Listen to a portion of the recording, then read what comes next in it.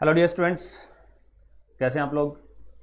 तो चलिए स्टार्ट करते हैं अपना इसी सीरीज के अंदर नेक्स्ट लेक्चर नंबर 4। अगर हम अपने लेक्चर प्लान को देखें तो द मेल रिप्रोडक्टिव सिस्टम हमने कंप्लीट कर लिया, फीमेल रिप्रोडक्टिव सिस्टम हमने कंप्लीट कर लिया, गैमेटोजेनेसिस हमने कंप्लीट कर लिया। और जैसे जैसे हम आगे बढ़ते जा रहे हैं वैसे वैसे मैक्सिमम चीज़ें जो हैं वो रिवाइज होती जाएंगी, रिपीट होती जाएंगी। एनसीईआरटी जो है वो अपने आप को कई बार रिपीट करती है, बहुत जगह पे जो चीज़ें हैं वो मल्टीपल टाइम लिखी हुई हैं, ठीक है। तो आपको उस चीज़ को ध्यान रखना है, उस चीज़ के ऊपर फोकस करना है, और जहाँ पे आपको लगता है कि रिपीटिशन है उस चीज़ को अंडरलाइन करते हुए एक्चुअली देखिए दो चीज़ अलग अलग जगह पे लिखी हुई हैं, सिमिलर चीज़। तो कोई भी कॉन्सेप्ट यहाँ इस चैप्टर में भी लिखा हुआ है और वो आपको एंडोक्राइन में भी मिल रहा है, तो आपका कंटेंट जो है वो कम पढ़ने पर भी ज़्यादा वाइड एरिया को कवर कर रहा है। तो ये आपको पता होना चाहिए कि कहाँ पे एनसीईआरटी अपने आप को रिपीट करती है, ताकि आप उसको मेमोराइज करने में, कवर करने में आसानी आपको रहे। तो आज फोर्थ लेक्चर के अंदर हम डिस्कस करने जा रहे हैं द मेंस्ट्रुअल साइकिल, ठीक है। चलिए इसको स्लाइड को प्ले करते हैं और फोर्थ लेक्चर की तरफ हम बढ़ते हैं। मेंस्ट्रुअल साइकिल, यहाँ भी हम एनसीईआरटी की लाइन बाय लाइन क्लियर करेंगे, वर्ड बाय वर्ड हम चलेंगे। और यहाँ पे मैक्सिमम जो टर्म्स हैं वो क्या हो रही हैं, वो बार बार रिपीट होंगी। तो जो हमने पहले oogenesis के अंदर पढ़ लिया, हमने जहाँ पे फीमेल रिप्रोडक्टिव सिस्टम में पढ़ लिया, तो डेफिनेटली ये सारा का सारा जो आज का कॉन्सेप्ट है वो ब्रेन से रिलेटेड है, वो ओवरी से रिलेटेड है, वो यूट्रस से रिलेटेड है। तो अगर इसको समझना है तो इसके पहले आपको ओवरी की स्ट्रक्चर अच्छे से पता होनी चाहिए, यूट्रस की स्ट्रक्चर अच्छे से पता होनी चाहिए, ओवरी के अंदर oogenesis कैसे होता है वो पता होना चाहिए, oogenesis किस वजह से होता है, कौन से हार्मोन की वजह से होता है ये आपको पता होना चाहिए, ठीक है। कौन कौन से हार्मोन्स हैं जो पिट्यूटरी ग्लैंड से आते हैं जो oogenesis को कंट्रोल करते हैं, साथ ही साथ ओवरी से कौन कौन से हार्मोन रिलीज होते हैं ये भी आपको पता होना चाहिए। इतनी चीज़ें अगर आपको अच्छे से पता है तो जो मेंस्ट्रुअल साइकिल है वो आपको आराम से समझ में आएगा। Am I clear? तो चलिए स्टार्ट करते हैं। The reproductive cycle in the female primates, okay, और उसके एग्जाम्पल दिए monkeys, apes and human beings, is called menstrual cycle. तो हम जानते हैं कि जो ह्यूमंस हैं वो सेक्सुअली रिप्रोड्यूस करते हैं और उसके अंदर फीमेल्स के अंदर एक रिप्रोडक्टिव साइकिल चलता है। इस रिप्रोडक्टिव साइकिल का मतलब क्या है? What is the meaning of this line here? Reproductive cycle, इसका मतलब ये है कि जो फीमेल्स के अंदर जो यूट्रस है, ठीक है, वो यूट्रस हर मंथ एक साइक्लिक फॉर्म में, साइकिल का मतलब है एक चीज़ यहाँ से स्टार्ट होती है फिर घूम के फिर से वहीं पे आ जाती है, फिर से वो रिपीट होती है। तो ये एक साइकिल है, जैसे यहाँ पे आप साइकिल देख रहे हो, मेंस्ट्रुअल साइकिल। तो एक रिप्रोडक्टिव साइकिल है, हर मंथ जो फीमेल है उसका जो वॉर्म है, उसका जो यूट्रस है, वो अपने आप को प्रेगनेंसी के लिए तैयार करता है, ठीक है। अगर प्रेगनेंसी हो जाती है तो वो जो तैयारी है वो आगे 9 मंथ तक जो भी गेस्टेशन पीरियड है वहाँ तक चल जाती है, और अगर प्रेगनेंसी नहीं होती है तो वो जो तैयारी है वो सारी की सारी फिनिश हो जाती है और फिर एक साइक्लिक फॉर्म में वो तैयारी फिर से शुरू होती है, ठीक है। तो हम रिप्रोडक्टिव साइकिल इसलिए कह रहे हैं क्योंकि ये प्रेगनेंसी की तैयारी है। और ऐप के जो प्राइमेट्स होते हैं जैसे मंकीज, ऐप और ह्यूमन बींग्स, इसके अंदर इस रिप्रोडक्टिव साइकिल को हम मेंस्ट्रुअल साइकिल कहते हैं। जो दूसरे एनिमल्स होते हैं, ठीक है, उनके अंदर भी रिप्रोडक्टिव साइकिल चलता है, लेकिन उसको हम मेंस्ट्रुअल साइकिल नहीं कहते, एस्ट्रस साइकिल कहते हैं। तो अदर देन जिनमें रिप्रोडक्टिव साइकिल चलता है इन एनिमल्स के अलावा, जिनमें जैसे कि बफेलो, गोट, काउ, इनके अंदर वो साइकिल चलता है, लेकिन that cycle is known as estrous cycle. Clear? यहाँ पे है menstrual cycle. The first menstruation begins at puberty, ये हम पहले डिस्कस कर चुके हैं कि प्यूबर्टी पे फर्स्ट मेंस्ट्रुअल साइकिल स्टार्ट होता है, ओके, प्यूबर्टी पे। जबकि oogenesis जो है वो फीमेल के अंदर बर्थ से काफी पहले स्टार्ट हो चुका होता है, ठीक है। एंड इज कॉल्ड मिनाक, ये कंडीशन क्या कंडीशन होती है? मिनाक कंडीशन होती है, यानी the starting of the menstrual cycle is known as मिनाक and the end of the menstrual cycle is menopause. ये दो टर्म्स हैं, आपको याद रखनी है। In human females, menstruation is repeated at an average interval of 28 to 29। तो देखिए यहाँ पर डेज लिखे हुए हैं, ठीक है, और यहाँ पे 28 डेज के बाद में वही सारी कंडीशन जो है फिर से रिपीट होती हैं। क्लियर? तो ये एक आइडियल कंडीशन बताई गई है, जबकि आइडियल आप जानते हो कुछ होता नहीं है, तो हम इसको आइडियल कंडीशन मानते हुए पढ़ेंगे, लेकिन ये फीमेल टू फीमेल वेरी करता रहता है। ये जो टाइम पीरियड है वो कम ज़्यादा होता रहता है, because this cycle is highly regulated under the hormonal level, और हार्मोनल इम्बैलेंस या हार्मोनल में फ्लक्चुएशन, उसके लेवल में फ्लक्चुएशन जो है वो बहुत ज़्यादा होता रहता है। एक चीज़ आपको यहाँ पे समझनी चाहिए कि जो मेंस्ट्रुअल साइकिल है that is completely controlled by hypothalamus. Hypothalamus से जो गोनेडोट्रोपिन्स आ रहे हैं उन गोनेडोट्रोपिन से ये क्या होता है, कंट्रोल होता है। और हाइपोथैलेमस जो है वो हमारे बहुत सारे और भी फंक्शंस हैं उनसे रिलेटेड है। तो कोई भी मेंटल स्ट्रेस, कोई भी मेंटल कंडीशन, कोई भी साइकोलॉजिकल कंडीशन जो है वो इस साइकिल को क्या कर सकती है, अल्टर कर सकती है। Okay, and the cycle of event starting from one menstrual till the next one is called the menstrual cycle. तो अगर हम यहाँ से स्टार्ट करें, यहाँ से स्टार्ट होकर फिर से वो कंडीशन वहाँ पे आती है, so this complete cycle is known as menstrual cycle.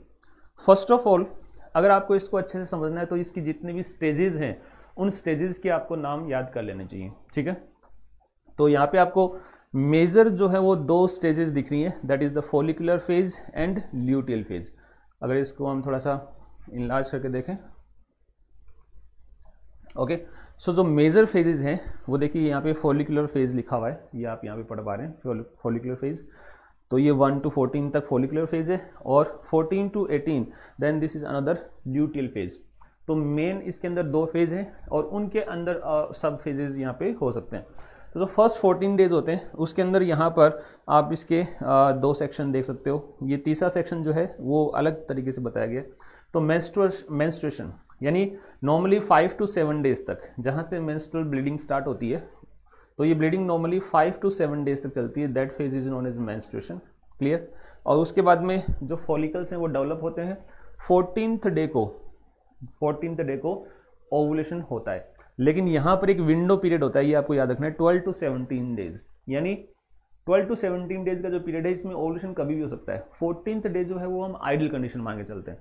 तो यहाँ पे आइडियल और प्रैक्टिकल चीजें दोनों को आपको एक साथ कंबाइन करते हुए पढ़ना पड़ेगा, ठीक है। 8 to 11 डेज यानी 8 से 11 दिन तक क्या होता है, वहाँ पे जो फॉलिकल्स हैं वो डेवलप होते हैं। साथ ही साथ यूट्रस में क्या चेंज होता है, यूट्रस की जो एंडोमेट्रियम है वो थिक होती है। 12 to 17 डेज जो है वो ओवुलेशन का टाइम है। उसके बाद में 18 to 25 डेज जो है, if fertilization has not taken place the corpus luteum क्या हो जाएगा, यहाँ पे शेड ऑफ हो जाएगा। कार्पस ल्यूटियम जो है वो अगर फर्टिलाइजेशन नहीं होता है तो बन जाएगा, ठीक है, और फिर वो डिस्ट्रॉय होकर कार्पस एल्बिकेंस में कन्वर्ट हो जाएगा।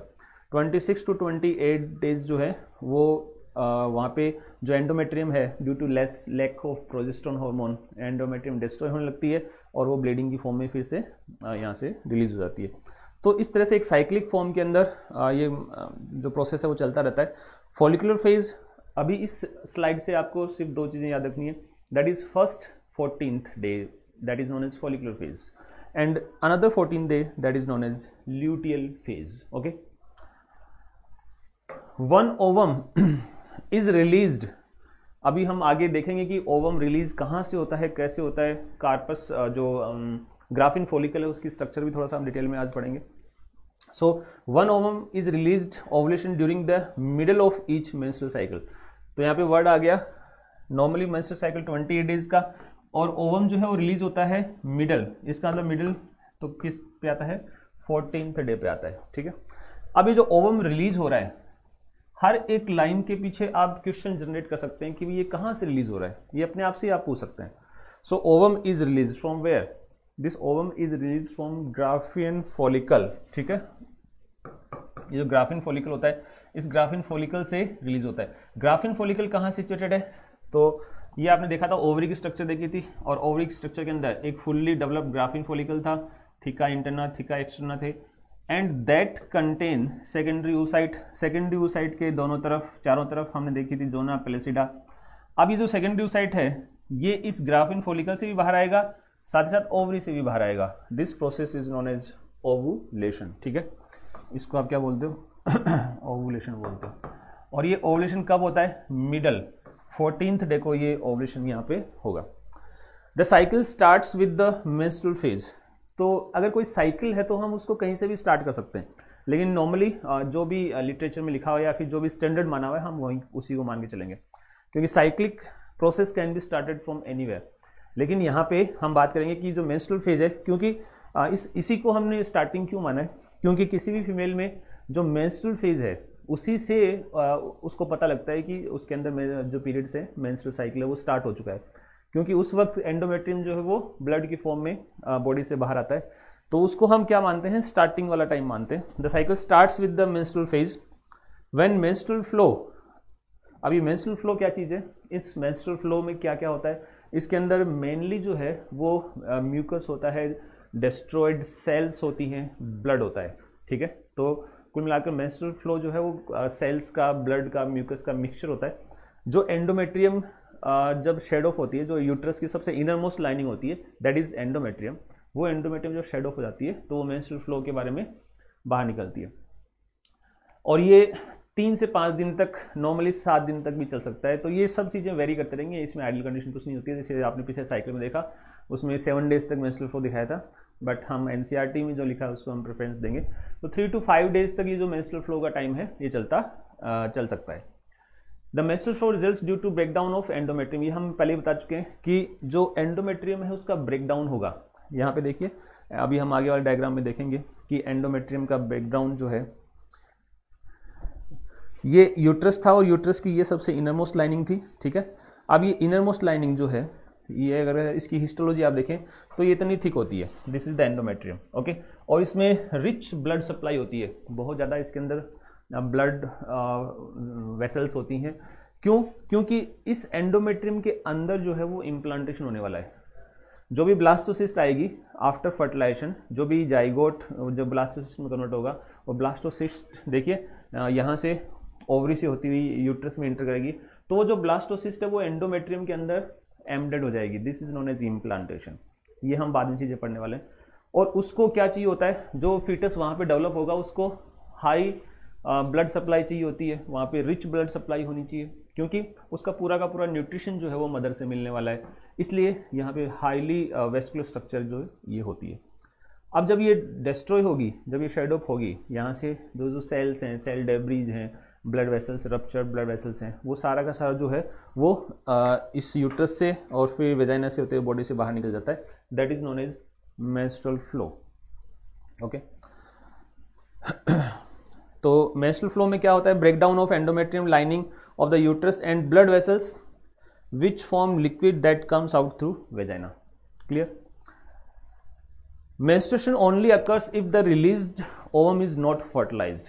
एक्चुअली में जब इस साइकिल की हम बात कर रहे हैं तो जो भी ओवा रिलीज हुआ, देखिए यहाँ पे आप देख सकते हैं ओवरी के अंदर क्या होगा, ये देखिए ये अभी ये ब्लड सप्लाई दिख रही है आपको, रेड एंड ब्लू में जो दिख रहा है, this is the rich blood supply. Ovary है, इस ओवरी से ओवुलेशन हुआ, ओवुलेशन हुआ, यहाँ पे जाइगोट बन गया। अगर जाइगोट बन गया तो यहाँ पर ये एंडोमेट्रियम डिस्ट्रॉय नहीं होगा। तो जो लास्ट लाइन थी जिसमें कहा था कि menstruation only occur when there is no fertilization और नो इम्प्लांटेशन, या जाइगोट का फॉर्मेशन नहीं होता है। अभी देखिए, menstruation only occurs if the release ovum is not fertilized. अगर वो फर्टिलाइज नहीं होता है तो ही मेंस्ट्रुअल साइकिल चलता है, क्योंकि अगर फर्टिलाइजेशन हो जाएगा तो क्या होगा, अगर यहाँ पे फर्टिलाइजेशन हो जाता है, ठीक है, और जाइगोट बन जाता है, तो फिर वो ब्लास्टोसिस्ट होती हुई यहाँ पे एंडोमेट्रियम, उस वक्त उसको एंडोमेट्रियम रेडी मिलना चाहिए, क्योंकि आगे का जो प्रोसेस है, जो गेस्टेशन पीरियड है, वो किस में चलना है, एंडोमेट्रियम के अंदर ही चलना है। तो अगर फर्टिलाइजेशन नहीं होता है तो मेंस्ट्रुएशन नहीं होगा, और अगर फर्टिलाइजेशन नहीं होता है तो मेंस्ट्रुएशन होगा, और फर्टिलाइजेशन अगर हो जाता है तो मेंस्ट्रुएशन जो है वो नहीं होगा। Menstruation may be indicative of pregnancy. ये कह रहे हैं कि जो मेंस्ट्रुअल साइकिल है वो प्रेगनेंसी का इंडिकेशन हो सकता है। क्यों? क्योंकि अगर पीरियड्स नहीं आए, मान लीजिए 28 डेज का साइकिल है, हर 28 डेज बाद में मेंस्ट्रुअल फ्लो जो है वो रिलीज होना होता है बॉडी से, तो अगर मेंस्ट्रुअल साइकिल स्टार्ट नहीं हुआ है, या फिर मेंस्ट्रुअल साइकिल स्टार्ट होने के बाद में बीच में पॉज हो गया है कुछ टाइम के लिए, तो वो क्या हो सकता है, एक प्रेगनेंसी का इंडिकेशन हो सकता है। वो कन्फर्मेशन 100% नहीं है, क्योंकि मेंस्ट्रुअल साइकिल जो है वो और भी बहुत सारे रीजंस हैं जिनकी वजह से क्या हो सकता है, स्टॉप हो सकता है, ठीक है। However, it may also be caused due to some other underlying cause like stress, poor health. तो मैंने पहले भी कहा था आपको कि ये हाईली रेगुलेटेड हाइपोथैलेमस से एक फिनोमिना है। अगर जो पर्सन है वो स्ट्रेस में है या फिर उसकी हेल्थ खराब है तो भी क्या हो सकता है, जो पीरियड्स हैं वो डिले हो सकते हैं। The menstrual phase is followed by the follicular phase. यहाँ पे हमने बात की थी मेंस्ट्रुअल फेज, अगर हम यहाँ से देखें तो ये मेंस्ट्रुएशन है 1 to 7 days, according to NCERT 3 to 5 days. इसके बाद में यहाँ पर ये जो फेज चल रही है that is followed by the follicular phase. Actually menstruation जो फेज है वो फॉलिकुलर फेज का एक पार्ट है, ठीक है। और इस 8 to 11 डेज के अंदर क्या हो रहा है, द लाइनिंग ऑफ द वॉर्म thickness in preparation for the egg. जो एंडोमेट्रियम है, क्योंकि इसमें इस टाइम में तो एंडोमेट्रियम डिस्ट्रॉय हो रही है, यहाँ पे देखिए 1 to 7 डेज के अंदर तो क्या चल रहा है, मेंस्ट्रुएशन चल रहा है, और इसमें uterus lining breaks down, menstruation occurs. तो ये जो एंडोमेट्रियम की लाइनिंग है वो टूट जाती है। अब टूटने के बाद में क्या होगा, क्या वो फिर से कभी नहीं बनेगी? नहीं, वो हर मंथ अपने आप को रेडी करती है, ठीक है, जैसे हमने पहले बात की थी। तो आफ्टर मेंस्ट्रुएशन यहाँ पे 8 to 11 डेज में द लाइनिंग ऑफ द वॉर्म thickness in preparation for the egg, यानी जो वॉर्म है उसकी जो थिकनिंग है वो फिर से इंक्रीज होना स्टार्ट हो जाती है। अब एक सवाल यहाँ पे ये बनता है कि जो यूट्रस, ये सब आप सवाल लिख लेना, बहुत ही इंपॉर्टेंट लाइन अभी मैं बोलने जा रहा हूँ। यूट्रस की जो इनर लाइनिंग है यानी कि एंडोमेट्रियम है, उसकी थिकनेस जो है वो आफ्टर मेंस्ट्रुएशन इंक्रीज होती है। तो ये इंक्रीज कौन से हार्मोन की वजह से होती है? तो ये आपको याद रखना है, estrogen is responsible for this enhancement. Estrogen hormone जो है वो इस टाइम प्रोमिनेंट होता है, जो ओवरी से रिलीज होता है, और वो जो है एंडोमेट्रियम की इस थिकनेस को बढ़ाता है। क्लियर? 12 to 7 डेज हम इस टाइम को मान के चलते हैं कि इस दौरान क्या हो सकता है, ओवुलेशन हो सकता है, ठीक है। तो जब ओवुलेशन होगा उसी वक्त तो फर्टिलाइजेशन होने के चांसेस हैं, क्योंकि फर्टिलाइजेशन क्या है, the mixing of sperm and ओवा। तो ओवा प्रेजेंट है और उसी वक्त स्पर्म भी प्रेजेंट है, यानी उसी वक्त कॉपुलेशन भी होता है, तो फर्टिलाइजेशन के चांसेस होते हैं, ठीक है। और जब फर्टिलाइजेशन हो जाता है तो उसको क्या चाहिए होता है, जाइगोट को क्या चाहिए होता है, आगे रहने के लिए जगह चाहिए होती है। और कहाँ रहता है जाइगोट, वो एंडोमेट्रियम के अंदर रहता है। तो उस वक्त तक तो एंडोमेट्रियम क्या रहनी चाहिए, रेडी रहनी चाहिए ना, है ना। So ovulation occurs usually on day 14। तो यूजुअली 14 पे होता है, बट थोड़ा सा पहले भी हो सकता है, थोड़ा सा बाद में भी हो सकता है। This period is known as risk zone, क्योंकि इसमें प्रेगनेंसी होने के चांसेस ज़्यादा होते हैं। 18 to 25 days if fertilization has not taken place the corpus luteum fade away, ठीक है। तो अगर फर्टिलाइजेशन नहीं होता है तो वहाँ पे कॉर्पस ल्यूटियम जो है बन जाएगा, और वो बनने के बाद में धीरे धीरे डिस्ट्रॉय हो जाएगा, ठीक है। कॉर्पस ल्यूटियम का फंक्शन आपको यहाँ पे पता होना चाहिए। कॉर्पस ल्यूटियम एक आप कह सकते हो कि टेम्परेरी एंडोक्राइन ग्लैंड की तरह काम करता है। कॉर्पस ल्यूटियम से एस्ट्रोजन हार्मोन भी सिक्रीट होता है और उससे प्रोजेस्टेरोन हार्मोन भी सिक्रीट होता है। क्लियर? ये चीज़ें आपको याद रखनी है, बहुत बार पूछता है। एस्ट्रोजन और प्रोजेस्टेरोन हार्मोन कहाँ से आते हैं? ओवरी से आते हैं। ओवेरियन हार्मोन है, स्टीरॉयड हार्मोन है। क्लियर? लेकिन ओवरी के अंदर भी कौन सी स्ट्रक्चर से आते हैं? ओवरी के अंदर कॉर्पस ल्यूटियम स्ट्रक्चर है, जहां से एस्ट्रोजन और प्रोजेस्टेरोन दोनों आते हैं, ठीक है। लेकिन कॉर्पस ल्यूटियम तो ओवुलेशन के बाद बनता है। इसका मतलब क्या ओवुलेशन के बाद ही एस्ट्रोजन और प्रोजेस्टेरोन आते हैं? नहीं, हमने पहले ही बात की कि एस्ट्रोजन तो जो है वो ओवुलेशन से पहले ही आता है, ठीक है। तो जो एस्ट्रोजन है उसको दो स्ट्रक्चर्स जो है वो सिक्रेट करती है। मतलब एक्चुअली में जो कार्पस ल्यूटियम है वो पहले जो फॉलिकल था वही है, अभी हम आगे देखेंगे। तो एस्ट्रोजन हार्मोन तो follicles, primary follicle, secondary follicle, tertiary follicle, Graafian follicle, ये सब के सब जो है वो एस्ट्रोजन सिक्रेट करते हैं। और आगे कार्पस ल्यूटियम बन गया, वो भी एस्ट्रोजन सिक्रेट करता है। लेकिन प्रोजेस्टेरोन सिर्फ और सिर्फ जो है वो एलएच के आने के बाद सिक्रेट होता है। क्लियर? और यहां पर ये जो कार्पस ल्यूटियम है वो डिजनरेट हो जाएगा, कार्पस एल्बिकेंस में कन्वर्ट हो जाएगा। यही वो स्ट्रक्चर है जो क्या सिक्रेट कर रही है? प्रोजेस्टेरोन हार्मोन सिक्रेट कर रही है, ठीक है। और प्रोजेस्टेरोन जो है उसका एक फंक्शन आपको याद रखना है। जैसे एस्ट्रोजन का फंक्शन अभी मैंने आपको बताया, एस्ट्रोजन का फंक्शन है एंडोमेट्रियम की थिकनेस को बढ़ाना, to enhance the thickness of endometrium. अब 14th डे तक क्या होता है, एंडोमेट्रियम की थिकनेस बढ़ती है, क्योंकि देखिए यहां तो एंडोमेट्रियम पूरा डिस्ट्रॉय हो गया, एंडोमेट्रियम अब थिक होने जा रहा है, ठीक है। 14th तक वो मैक्सिमम थिक हो गया, जितनी उसकी मैक्सिमम थिकनेस अचीव करनी थी अचीव कर लिया, अटेन कर ली उसने। ये पूरी थिकनेस जो किसकी वजह से आई? ये पूरी थिकनेस जो है वो एस्ट्रोजन की वजह से आई, ठीक है। तो इस वक्त अगर आपसे पूछे कि यहां से यहां तक कौन सा हार्मोन जो है वो एक्शन में है? एस्ट्रोजन। और ये आ कहां से रहा है? ये जो फॉलिकल्स हैं उन फॉलिकल से आ रहा है। फॉलिकल्स कौन सीक्रेट कर रहे हैं? एस्ट्रोजन सीक्रेट कर रहे हैं। फॉलिकल क्यों सीक्रेट कर रहे हैं? क्योंकि फॉलिकल के ऊपर कौन काम कर रहा है? एफएसएच। तो ये जो तीन नाम है, ये तीन नाम आपस में बहुत ही ज्यादा को रिलेटेड है। एफएसएच कहाँ से आ रहा है? एंटीरियर पिट्यूटरी से आ रहा है। मैं बार बार ये सब चीजें क्यों बोल रहा हूँ? क्योंकि यहीं से सवाल पूछा जाता है और ये दिमाग में आपके सेट हो गया ना, तो उसके बाद में ये चैप्टर आपको बहुत आसान लगने लगेगा। FSH acts on follicles and due to the action of FSH follicle में दो चेंजेस होते हैं। एफएसएच एक तो फॉलिकल को ग्रो करवाता है, उसके अंदर प्रोलिफरेशन होता है, ठीक है।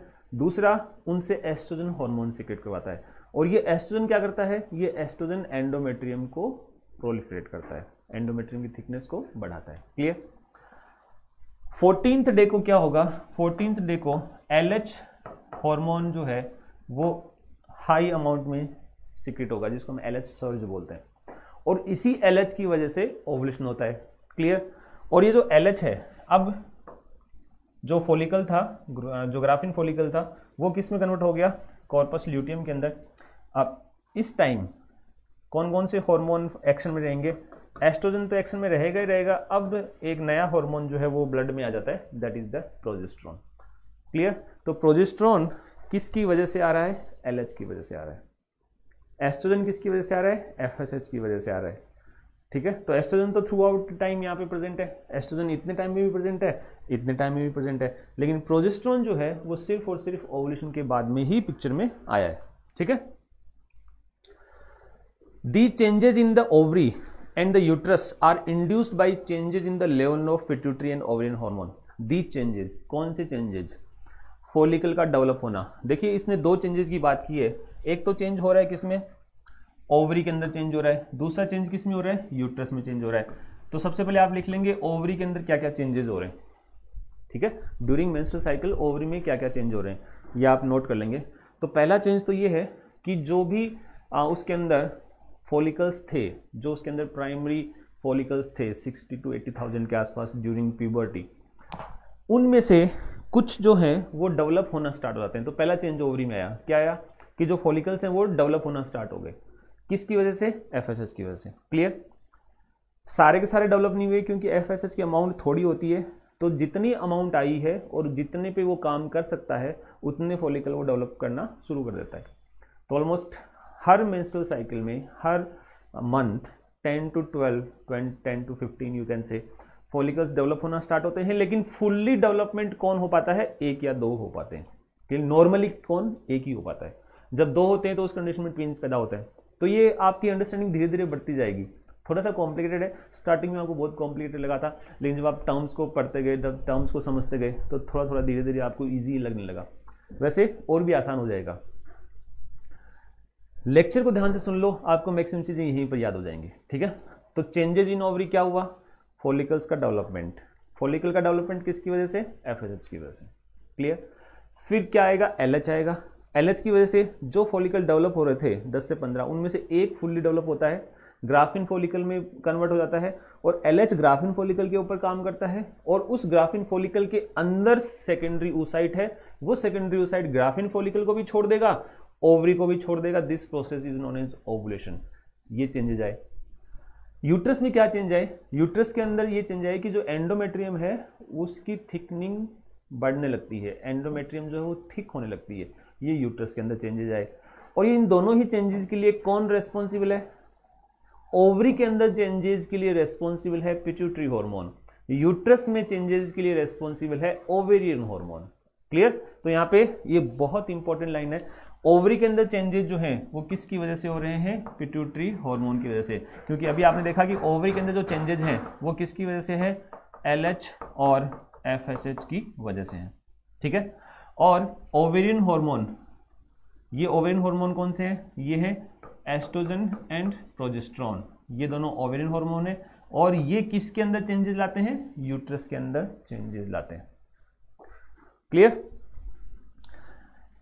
अब जो मैंने अभी आपको बात बताई ये सब यहाँ पे लिखी हुई है। द सिक्रेशन ऑफ गोनेडोट्रोपिन्स यानी LH FSH increases gradually during the follicular phase. Follicular phase जो है उसके अंदर एलएच एफएसएच की अमाउंट धीरे धीरे बढ़ने लगती है। And stimulate follicular development as well as secretion of estrogen, यानी एलएच एफएसएच की बढ़ने लगती है, अमाउंट बढ़ने लगती है, वो फॉलिकल को डेवलप करते हैं और साथ साथ फॉलिकल से एस्ट्रोजन सीक्रेट करने स्टार्ट हो जाता है। अब ये जो एस्ट्रोजन आया है वो मेनली किसकी वजह से आया है, एफएसएच की वजह से आया है, ठीक है। तो ये आपको ध्यान रखना है, एफएसएच और एस्ट्रोजन का रिलेशन इंपॉर्टेंट है। एस्ट्रोजन को सीक्रेट कौन कर रहा है, by the growing follicle, growing जो ग्रोथ करने वाले, देखिए ये फॉलिकल्स हैं, ये छोटा सा फॉलिकल था, ठीक है, ये ग्रो हो रहा है और ग्रो हो रहा है तो यहां से क्या सीक्रेट हो रहा है, एस्ट्रोजन सीक्रेट हो रहा है, ये एस्ट्रोजन सीक्रेट हो रहा है, ओवेरियन हार्मोन, ये ओवरी है, ओवेरियन साइकिल। और ये एस्ट्रोजन अब कहां आ गया, ब्लड में आ गया, ब्लड घूमता घूमता कहां पहुंचा, यूट्रस में पहुंचा। देखिए ओवेरियन हार्मोन का लेवल है और ये यूट्राइन साइकिल है, यानी यूट्रस का साइकिल है। तो यूट्रस की एंडोमेट्रियम के ऊपर एस्ट्रोजन काम कर रहा है यहाँ पर, ओके।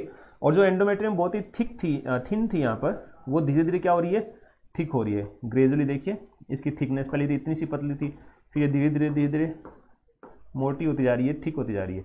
तो ये किसकी वजह से हो रही है, एस्ट्रोजन की वजह से हो रही है। क्लियर, ये अभी हम इसको थोड़ा सा इनलार्ज करके देखते हैं।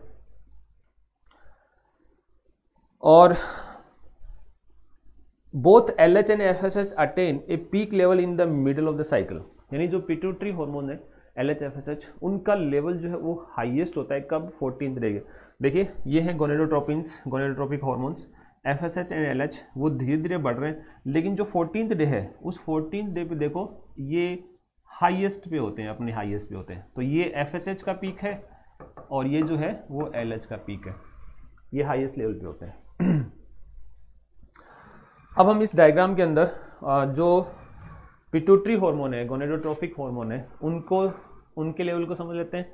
साथ ही साथ वो ओवरी पे काम करते हैं, तो ओवरी के अंदर क्या क्या चेंजेस आते हैं, ओवरी से कुछ हार्मोन रिलीज होंगे जिसको आप ओवेरियन हार्मोन कहते हो, और वो ओवेरियन हार्मोन यूट्रस पे काम करते हैं और वो यूट्रस के अंदर क्या क्या चेंजेस लाते हैं। तो पीछे देखो आपने 4 वर्ड पढ़े थे, ovary, uterus, pituitary, ovary. Ovary, uterus, ये दो तो स्ट्रक्चर हो गई। फिर pituitary hormone and ovarian hormone, ये दो अलग टाइप के हार्मोन हो गए। हमने कहा था पिट्यूटरी हार्मोन ओवरी पे काम करते हैं, ओवरी से ओवेरियन हार्मोन रिलीज होते हैं और ओवेरियन हार्मोन यूट्रस के ऊपर काम करते हैं। क्लियर, तो ये सारी स्ट्रक्चर जो है वो आपको देखनी है। अब यहां पर ये जो डायग्राम है, इस डायग्राम को आप इस तरह से समझिए कि पिट्यूटरी ग्लैंड से, और वो भी कौन सी पिट्यूटरी, एंटीरियर पिट्यूटरी, यहां से ये FSH और LH रिलीज हो रहे हैं। तो धीरे धीरे ब्लड में इनकी अमाउंट बढ़ रही है।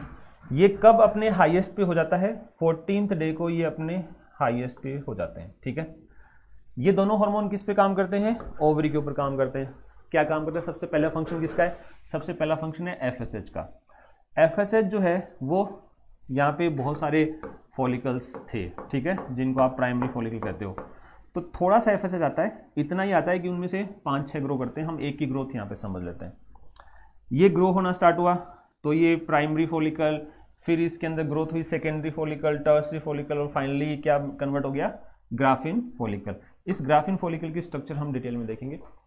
और इस फॉलिकल के अंदर ये प्राइमरी oocyte है जो प्रोफेज 1 के अंदर अरेस्ट है। यहाँ पे सारे के सारे प्राइमरी oocyte किस में अरेस्टेड है, प्रोफेज 1 के अंदर अरेस्टेड है। देखिए ये सारी चीजें काम आ रही है ना, पीछे वाली। और फाइनली इसके अंदर मियोसिस फर्स्ट कंप्लीट होता है। जैसे ही कंप्लीट होता है इसको आप क्या कह देते हो, सेकेंडरी oocyte कह देते हो। तो ये क्या है, सेकेंडरी oocyte। और जब यहाँ पे ओवुलेशन होगा, ओवुलेशन किसकी वजह से हो रहा है, LH की वजह से हो रहा है। तो ये जो सेकेंडरी oocyte है वो कहाँ से, बॉडी से, इस ग्राफिन फॉलिकल की बॉडी से और ओवरी से बाहर निकल गया। यही स्ट्रक्चर जो पीछे देखो, ये पीछे स्ट्रक्चर जो बच गई है, यही स्ट्रक्चर, इसी को हम कहते हैं कॉर्पस ल्यूटियम, ओके। और अगर फर्टिलाइजेशन हो जाता है तो ये कॉर्पस ल्यूटियम जो है वो अप्रोक्सीमेट 3 to 4 मंथ तक एक्टिव रहता है। और अगर फर्टिलाइजेशन नहीं होता है तो देखो कॉर्पस ल्यूटियम जो है वो डीजनरेट हो गया, जिसको हम कॉर्पस एल्बिकेंस कह देते हैं। क्लियर, इतनी बात समझ में आ गई आपको, ओके। अब ये जो ओवरी के अंदर जो स्ट्रक्चर्स डेवलप हो रही हैं, ये कुछ हार्मोन सीक्रेट करती हैं। जैसे FSH ने इसके ऊपर काम किया तो FSH के 2 फंक्शन हो गए, एक तो इन फॉलिकल्स की ग्रोथ करना और दूसरा इनसे एस्ट्रोजन हार्मोन को सीक्रेट करवाना। Now what is the function of estrogen, estrogen will work on the lining of the uterus. तो देखिए यहाँ पे ये थिकनिंग जो है इसकी बढ़ती जा रही है, ये ज़्यादा थिक हो गया, ये किसकी वजह से हुआ? ये एस्ट्रोजन की वजह से हुआ। क्लियर? सो पिट्यूटरी के हॉर्मोन्स ने ओवरी पे काम किया, ओवरी से दूसरे हॉर्मोन्स रिलीज करवाए और उन हॉर्मोन्स ने यूट्रस के ऊपर काम किया। क्लियर? 14th डे को यूट्रस की जो एंडोमेट्रियम है वो अपनी मैक्सिमम थिकनिंग पर है और उसी वक्त LH भी अपनी हाईएस्ट पे आ जाता है और इस LH की वजह से ओवरी से सेकेंडरी oocyte निकल जाता है। अगर इसी वक्त अगर कोपुलेशन होता है, कोइटस होता है, वहां पे स्पर्म्स प्रेजेंट होते हैं, सेकेंडरी oocyte भी है, स्पर्म्स भी हैं, दोनों मिक्स हो जाते हैं, this is known as fertilization. Fertilization होगा तो आप जानते हो फर्टिलाइजेशन होता है फेलोपियन ट्यूब के अंदर, और फेलोपियन ट्यूब के अंदर हुआ तो वो फर्टिलाइजेशन के बाद में जो जाइगोट बना है वो जाइगोट ब्लास्टोसिस्ट में कन्वर्ट होके यूट्रस में आएगा। तो उस वक्त यानी कि नॉर्मली 14th डे पे अगर ओवुलेशन होता है तो विदिन 24 आवर फर्टिलाइजेशन हो जाता है। 15th डे को अगर फर्टिलाइजेशन हो गया तो फेलोपियन ट्यूब से उस जाइगोट को यूट्रस तक पहुंचने में 5 से 6 दिन लगते हैं। इसका मतलब ये है कि 21st तक ये जो एंडोमेट्रियम है जो यहाँ पे मैक्सिमम थिक हो गई थी ये बनी रहनी चाहिए, है ना, क्योंकि जो जाइगोट आएगा वो जाइगोट या ब्लास्टोसिस्ट जो है, देखिए जाइगोट इनिशियल स्ट्रक्चर है, ब्लास्टोसिस्ट उसकी आगे की स्ट्रक्चर है। क्लियर? तो ब्लास्टोसिस्ट जब आएगी तब तक 21 डेज हो जाएंगे, यानी 21 डे तक ये जो एंडोमेट्रियम है वो बनी रहनी चाहिए। एक चीज आप ध्यान रखना, जैसे ही कॉर्पस ल्यूटियम बन जाता है इसके ऊपर LH काम करता है और इस कॉर्पस ल्यूटियम से एस्ट्रोजन भी निकलता है और प्रोजेस्टेरोन भी निकलता है। तो आप देखिए प्रोजेस्टेरोन का लेवल जो है वो ये है, इसको मैं दूसरे कलर से बता देता हूं, ये प्रोजेस्टेरोन का लेवल है। अभी तक लेवल बढ़ नहीं रहा है, क्यों नहीं बढ़ रहा है? क्योंकि LH नहीं है, क्योंकि कार्पस ल्यूटियम नहीं है। जैसे ही कार्पस ल्यूटियम बनता है वैसे वैसे देखो प्रोजेस्टेरोन का लेवल बढ़ने लगता है और 21st डे को प्रोजेस्टेरोन अपनी मैक्सिमम पे होता है। ठीक है, यहां तक की बात क्लियर हो गई आपको। अब ये जो प्रोजेस्टेरोन है, इस प्रोजेस्टेरोन का फंक्शन क्या है? So function of estrogen was to proliferate the endometrium and the function of progesterone is to maintain the endometrium. ये एंडोमेट्रियम को क्या करता है? जो थिकनेस एस्ट्रोजन ने उसको अचीव करवाई है उसको क्या करेगा? वो मेंटेन करेगा। क्लियर? ओके। अब अगर फर्टिलाइजेशन हो गया है तो जाइगोट और जो ब्लास्टोसिस्ट है वो यहाँ पे अंदर धंस जाएगी, यहाँ पे सेट हो जाएगी। क्लियर? और LH जो है वो कंटिन्यूस यहाँ पे ये कार्पस ल्यूटियम जो है वो बना रहेगा। क्लियर? लेकिन अगर ये फर्टिलाइजेशन नहीं होता है तो उस कंडीशन में क्या होगा? उस कंडीशन के अंदर यहाँ पर ये डिस्ट्रॉय हो जाएगा corpus luteum. Corpus luteum destroy हो गया तो प्रोजेस्टेरोन भी कम होने लग गया, प्रोजेस्टेरोन का लेवल क्या हो जाएगा? कम हो जाएगा। तो देखो प्रोजेस्टेरोन का लेवल धीरे धीरे डाउन आ रहा है। ये डाउन किसकी वजह से आ रहा है? क्योंकि ये जो कार्पस ल्यूटियम है ये डिस्ट्रॉय हो रहा है। प्रोजेस्टेरोन को सिक्रेट करने वाला कौन? Corpus luteum. अब जब कॉर्पस ल्यूटियम ही नहीं रहेगा तो प्रोजेस्टेरोन का लेवल तो डाउन आना ही है ना, तो ये डाउन आ रहा है। और प्रोजेस्टेरोन का फंक्शन क्या था? टू मेंटेन द थिकनेस, यही इस थिकनेस को मेंटेन कर रहा है। तो जब प्रोजेस्टेरोन का लेवल डाउन आएगा, तो जब एकदम से डाउन हो जाएगा तो इस लेवल के बाद में, इस कंडीशन के बाद में ये जो एंडोमेट्रियम है वो क्या हो जाएगी? डिस्ट्रॉय हो जाएगी। और इसके आगे की चीज हम यहां से पढ़ते हैं। तो ये जो एंडोमेट्रियम है ये जो टूट रही है, ये जो डिस्ट्रॉय हो रहा है, ये किसकी वजह से हो रहा है? Due to less progesterone.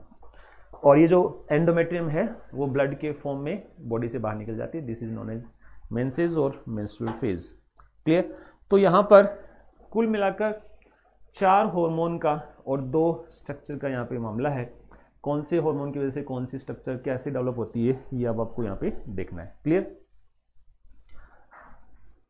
चलिए, ये डायग्राम वैसे आपकी एनसीईआरटी में भी बना हुआ है। हाँ, अब यहाँ पर देखिए 2 फेजेस मेनली हैं। पहली फॉलिकुलर फेज 0 से 14 तक, 14 के बाद में 28 तक ल्यूटेल फेज।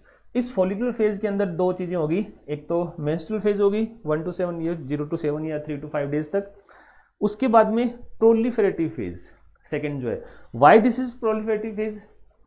यूट्रस के लिए ये प्रोलिफरेशन की बात है क्योंकि यूट्रस के अंदर एंडोमेट्रियम में प्रोलिफरेशन हो रहा है। क्लियर? उसके बाद में इसको कहते हैं सिक्रीटरी फेज, क्योंकि यहाँ पे जो एंडोमेट्रियम है वो हाई अमाउंट में म्यूकस सिक्रेट करती है, साथ ही साथ में कार्पस ल्यूटियम से भी एस्ट्रोजन प्रोजेस्टेरोन का सिक्रेशन होता है। आप इसको सिक्रीटरी फेज कर सकते हो। यहाँ पे 14th को ओवुलेशन होता है। हम इस फेज को प्री ओवुलेटरी फेज भी कह सकते हैं। और इसको हम पोस्ट ओवुलेटरी फेज भी कह सकते हैं। Secretory phase is also known as luteal phase. Why? Because the formation of corpus luteum takes place in this phase. Luteal phase भी बोल सकते हैं। तो डिफरेंट फेजेस हैं, इनके नाम आपको याद रखने हैं। ओके, ये सब चीजें हमने यहाँ पे डिस्कस कर ली हैं। अभी पढ़ के ही बता देता हूँ ताकि आपको थोड़ा सा विश्वास हो जाए कि हाँ एनसीईआरटी की बात चल रही है। Rapid secretion of LH leading to its maximum level during the mid cycle called LH surge. तो LH सर्ज हमने देखा था 14th को एकदम से पीक पे चला गया था। Induces rupture of Graafian follicle. अब ये ग्राफिन फॉलिकल जो है वो रप्चर हो जाता है। जब ग्राफिन फॉलिकल रप्चर होगा तो the structure which is inside the Graafian follicle will come out. So for this we have to study the Graafian follicle in details. Okay, so यहाँ पे ग्राफिन फॉलिकल की structure, इसको हम अभी detail में पढ़ते हैं। And thereby the release of ovum. Ovum मैंने पहले भी कहा था, ओवम जब भी वर्ड आए तो आपको एक वर्ड याद रखना है, दैट इज सेकेंडरी oocyte। ठीक है, तो आप इसको सेकेंडरी oocyte कहोगे। और इसी प्रोसेस का नाम क्या है? ओवुलेशन है। द ओवुलेशन और ovulatory phase is followed by the luteal phase. देखिए उसका ल्यूटियल फेज नाम दिया है क्योंकि इसके अंदर कार्पस ल्यूटियम बनता है। During which the remaining part of the Graafian follicle, so this is the Graafian follicle. इसके अंदर ये है, अब प्राइमरी oocyte इसको पहले था लेकिन अब ये किस में कन्वर्ट हो चुका है? सेकेंडरी oocyte के अंदर। क्योंकि अगर हम इसको ग्राफिन फॉलिकल बोल रहे हैं तो डेफिनेटली ओवुलेशन से पहले ये मियोसिस फर्स्ट कंप्लीट कर चुका होता है और ये प्राइमरी oocyte जो है वो सेकेंडरी oocyte के अंदर कन्वर्ट हो चुका होता है। ये आपको याद रखना है। So this is the Graafian follicle. ये रप्चर होगा तो इसमें ये स्ट्रक्चर है सेकेंडरी oocyte, ये बाहर निकल आएगी इससे। अच्छा, इतना पार्ट बाहर निकला तो ये पीछे वाला पार्ट तो बच गया ना। This follicle, the remaining part of Graafian follicle is known as corpus luteum. तो कॉर्पस ल्यूटियम कोई अलग से स्ट्रक्चर नहीं बनी है। बात समझ आ गई? जैसे कि मैं क्या कहूँ, ये रिमोट है मेरे पास, ठीक है, तो इसको आप समझ लीजिए ग्राफिन फॉलिकल। ओके, और इसको रप्चर करते हैं, इसको हम इस तरह से खोल देते हैं और इसमें से मैंने मान लीजिए इसका ये इसके अंदर से एक बैटरी निकाल लेता हूँ। मान लीजिए मैंने एक बैटरी निकाल लेते हैं। So this battery is the secondary oocyte। ठीक है, अब ये जो पीछे बच गया, this is graphene corpus luteum. तो पहले क्या था? ये graphene follicle with this battery, this complete structure is graphene follicle. This is secondary oocyte, मैंने बाहर निकाल लिया। This remaining part is corpus luteum. Clear? अब ये कॉर्पस ल्यूटियम जो है वो धीरे धीरे पिचक गया, डिस्ट्रॉय हो गया, तो उसको कहते हैं कॉर्पस एल्बिगेंस। क्लियर? तो ये कोई नई स्ट्रक्चर नहीं है। प्लस माइनस फिर से सेट कर देते हैं इसको, है ना। Okay, during which remaining part of the Graafian follicle transform as corpus luteum. The corpus luteum secretes large amount of progesterone. कहा था ना, ओवुलेशन के बाद में जो कॉर्पस ल्यूटियम बचता है वो क्या करता है? प्रोजेस्टेरोन सिक्रीट करता है, which is essential for maintenance of endometrium. So the function of progesterone is to maintain the endometrium. Function of estrogen is to proliferate the endometrium. Clear? Very good. Okay, come to the structure of Graafian follicle. So this is the mature Graafian follicle. अब यहाँ पे देखिए दिए अंदर, यहाँ पे ये oocyte है। पहले ये प्राइमरी oocyte था, मियोसिस फर्स्ट कंप्लीट किया, फिर ये किस में कन्वर्ट हो गया? सेकेंडरी oocyte में। तो ग्राफिन फॉलिकल है तो उसके अंदर आप प्राइमरी oocyte बोल सकते हो, उसके अंदर आप सेकेंडरी oocyte भी। तो ये प्राइमरी oocyte अगर बोल रहा है, इसका मतलब ये कौन सी स्टेज ले रहा है? इनिशियल स्टेज की बात कर रहा है, और बाद में ये किस में कन्वर्ट हो जाता है? सेकेंडरी में, सेकेंडरी oocyte। ओके, अब आप यहां पे देख सकते हो सेकेंडरी oocyte के बाहर एक हल्की सी यहाँ पे लेयर है। ये लेयर जो है वो जीपी का मतलब है ग्लाइकोप्रोटीन्स। ग्लाइकोप्रोटीन की बनी हुई है। तो ग्लाइकोप्रोटीन कोई सेल नहीं है, ग्लाइकोप्रोटीन जो है वो एक प्रोटीन है जो कौन सीक्रेट करता है? ये ओवा खुद ही सीक्रेट करता है। सेकेंडरी oocyte अपने बाहर की तरफ एक लेयर बना ली, किसकी बनी हुई है? ग्लाइकोप्रोटीन।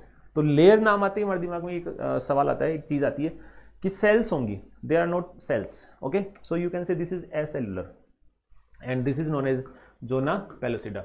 ओके, अब जोना पेलुसिडा, ये देखिए यहाँ पे ऊपर लिखा हुआ जोना पेलुसिडा, इसके बाहर आपको कुछ और सेल्स दिख रही हैं, ठीक है, कोरोना रेडिएटा, कोरोना नाम ही डेंजरस है, ठीक है, तो इट लुक लाइक क्राउन, तो इसको आप कहते हो कोरोना रेडिएटा। क्लियर। फिर यहां पर पीछे की तरफ हम जाएं और स्ट्रक्चर्स, कोरोना रेडिएट, अब यहाँ पे एक फ्लूइड फिल्ड कैविटी है, ठीक है, तो this cavity is known as antrum, this cavity is known as antrum. फिर यहाँ पर आपको बेसमेंट मेम्ब्रेन दिखेगी, एक बेसमेंट मेम्ब्रेन है, इस बेसमेंट मेम्ब्रेन के बाहर आपको दो लेयर्स दिखेंगी, अंदर की तरफ देखिए एक ये अंदर की तरफ लेयर है जहाँ पे कुछ सिल्वर कलर की सेल्स प्रेजेंट है, so this is theca interna, और फिर बाहर की तरफ कुछ और सेल्स दिख रही हैं जहां पे आपको कनेक्टिव टिश्यू ज़्यादा दिख रहा है अमाउंट के अंदर, ठीक है, that is known as theca externa, तो इसको हम थीका फॉलिकल्स बोलते हैं। तो थीका एक्सटर्ना बाहर की तरफ है, इंटरना अंदर की तरफ है। ग्रेनुलोसा सेल्स जो सेल्स को कवर कर रही हैं, ओवरी की सेल्स हैं, ग्रेन्स लाइक हैं, तो ग्रेनुलोसा सेल्स बोल सकते हैं। ये अंदर प्राइमरी oocyte या सेकेंडरी oocyte है, इसके बाहर कोरोना रेडिएटा है, इसके अंदर जो है जोना पेलुसिडा है। So this is the structure of mature graphene follicle. During ovulation क्या होगा, यहां से ये बाहर आ जाएगा। अब देखिए ये फॉलिकल डेवलप हो रहे हैं, तो फॉलिकुलर फेज के अंदर तो फॉलिकल डेवलप हो रहे हैं, ऑन 14th डेट जो है वो ये सेकेंडरी oocyte बाहर आता है। पीछे जो स्ट्रक्चर बच गई ग्राफिन फॉलिकल की, that is known as corpus luteum, और ये डीजनरेट होता हुआ क्या बनाता है, कॉर्पस एल्बिगेंस, ठीक है। तो यहाँ पे ये स्ट्रक्चर भी आप क्लियरली देख सकते हैं। ड्यूरिंग फॉलिकुलर फेज जो है वो डेवलपमेंट किस तरह से हो रहा है, और यहाँ पे ये ओवुलेशन हो रहा है, तो सेकेंडरी oocyte जो है वो बाहर निकल रहा है, ग्राफिन फॉलिकल से भी बाहर निकल रहा है, एज वेल एज जो ओवरी है उससे भी वो बाहर निकल रहा है। एंडोमेट्रियम के अंदर चेंजेस हम देख सकते हैं ड्यूरिंग डिफरेंट स्टेजेस। तो ये हमने 0 to 7 डेज स्ट्रक्चर बताई थी, मेंसेस या मेंस्ट्रुअल फेज। तो मेंस्ट्रुअल फेज में क्या हो रहा है, द एंडोमेट्रियम की जो इनर थिकनिंग है, जो लाइनिंग है वो डिस्ट्रॉय हो रही है और वो मेंस्ट्रुअल फ्लो की फॉर्म में बाहर आ रही है। अब यहाँ पे एंडोमेट्रियम बिल्कुल भी नहीं है, तो दिस इज द मायोमेट्रियम, बाहर की तरफ पेरीमेट्रियम, एंडोमेट्रियम बिल्कुल भी नहीं है। और इस वक्त एस्ट्रोजन हार्मोन जो है वो फंक्शन करता है। एस्ट्रोजन कहाँ से आ रहा है, ओवरी से आ रहा है। एस्ट्रोजन की वजह से देखिए फिर से जो है वो एंडोमेट्रियम बनने लगी थोड़ी थोड़ी, ठीक है, और फिर ये 14th डे तक पूरी की पूरी डेवलप हो गई। क्लियर, यहाँ पे देख सकते हैं, और ये 21 डे तक डेवलप बनी रहती है। तो ये जो पीरियड है वो किसकी वजह से है, प्रोजेस्टेरोन की एब्सेंस की वजह से। ये इतना टाइम जो है वो किसकी वजह से चल रहा है, एस्ट्रोजन की वजह से, और इस एंडोमेट्रियम को मेंटेन करके कौन रख रहा है, प्रोजेस्टेरोन। क्लियर, तो ये यूट्रस की वहां पे कंडीशन आपको पता लग रही है। ये जो स्ट्रक्चर जो डायग्राम है वो आपको ये बताता है कि किस तरह से एंडोमेट्रियम के अंदर इम्प्लांटेशन होता है। तो ये ब्लास्टोसिस्ट आ रही है, ये हम अगले नेक्स्ट लेक्चर में डिस्कस करेंगे कि ब्लास्टोसिस्ट आ रही है, ये एंडोमेट्रियम थिक है, ब्लास्टोसिस्ट यहाँ पे अटैच हो जाती है, फिर वो धीरे धीरे इसमें पूरा का पूरा धंस जाती है, और इस तरह से ये पूरी पूरी एम्बेडेड हो जाती है। इससे आगे चलकर एम्ब्रियो बनेगा, इसके अंदर इनर सेल मास होता है, ठीक है, वो जो है वो एम्ब्रियो बनाएगा। तो आपको एम्ब्रियो कहाँ बनता है, किस तरह से बनता है, ये थोड़ा सा यहाँ से आइडिया लगता है, जो कि हम नेक्स्ट लेक्चर में डिस्कस करेंगे। So this is complete description of menstrual cycle. यहाँ पे 1 by 1 आप इसको नोट कर लें, फेजेस सारी इसमें लिखी हुई है, कौन सी फेज के अंदर क्या होता है ये आप नोट कर लें। मैं थोड़ा सा इसको जूम करके आपको यहाँ पे पोज करके बता देता हूँ, आप पोज करके इसको लिख लेंगे। So phase 1, phase 2, phase 3, phase 4, so all phases are here. ये सारी की सारी हम वैसे पढ़ चुके हैं, और इन फेजेस के कोरिलेशन में ये डायग्राम आप बना सकते हैं, डिफरेंट कलर्स में इसको बना सकते हैं। क्लियर, तो ये था मेंस्ट्रुअल साइकिल। अब जो एनसीईआरटी है, न्यू एनसीईआरटी, उसके अंदर मेंस्ट्रुअल हाइजीन नाम से एक और पैराग्राफ ऐड किया गया, जिसमें ये बताया गया है कि ड्यूरिंग मेंस्ट्रुअल साइकिल्स जो है वो जो फीमेल्स हैं उनको किस तरह की सावधानी या किस तरह के प्रिकॉशंस उनको रखने चाहिए। तो maintenance of hygiene and sanitation during menstruation is very important. Take bath and clean yourself regularly. Use sanitary napkins और क्लीन होममेड पैड्स, वो क्लीन होने चाहिए, मस्ट बी स्टरलाइज या फिर स्टरलाइज कॉटन से या फिर क्लॉथ से बने हो सकते हैं। चेंज सैनिटरी नैपकिन्स और homemade pads after every 4 to 5 year, क्योंकि 4 to 5 आवर्स, क्योंकि उसमें ज़्यादा टाइम तक रखने पर फंगल इन्फेक्शन या फिर बैक्टीरियल इन्फेक्शन होने के चांसेस होते हैं as per the requirement. Dispose of the use sanitary napkins properly, wrapping it with a use paper. तो कोई भी पेपर है उसके अंदर इसको रैप करके और प्रॉपर उसको डस्टबिन में डालना चाहिए। उसको ड्रेन पाइप या फिर टॉयलेट्स के अंदर ओपन एरिया के अंदर उसको नहीं फेंकना चाहिए। और इस पूरे प्रोसेस के दौरान जो है वो उसके आफ्टर हैंड्स को प्रॉपरली सोप से वॉश करना चाहिए। तो ये एनसीईआरटी के अंदर एक अलग से पैराग्राफ ऐड किया गया। मोस्टली अगर आपके पास न्यू वर्जन ऑफ एनसीईआरटी तो उसमें ये लिखा मिल जाएगा, अगर नहीं है किसी के पास तो आप इसको नोट डाउन कर सकते हैं। तो इसी के साथ हमने एक बहुत ही इंपॉर्टेंट टॉपिक और लेक्चर कंप्लीट कर लिया, that is the menstrual cycle. अब उसके बाद में फर्टिलाइजेशन, इम्प्लांटेशन और पार्ट्यूशन ये बचा है, तो मोस्ट प्रोबेबली इसको हम 1 या 2 लेक्चर के अंदर निपटा देंगे। तब तक आप जचा के पढ़िए, खुश रहिए, व्यस्त रहिए, मस्त रहिए। और एनसीईआरटी की line by line her lecture में मेरा ये कहना होता है, अच्छे से लाइन बाय लाइन पढ़िए, लेक्चर को बार बार सुनिए, एनसीईआरटी को बार बार पढ़िए। हर बार जब आप एनसीईआरटी को पढ़ेंगे तो उसके अंदर एक नया एसेंस, नई कॉन्सेप्ट्स आपके सामने आएंगे और आपको अच्छा लगेगा। Thank you very much, wish you all the best.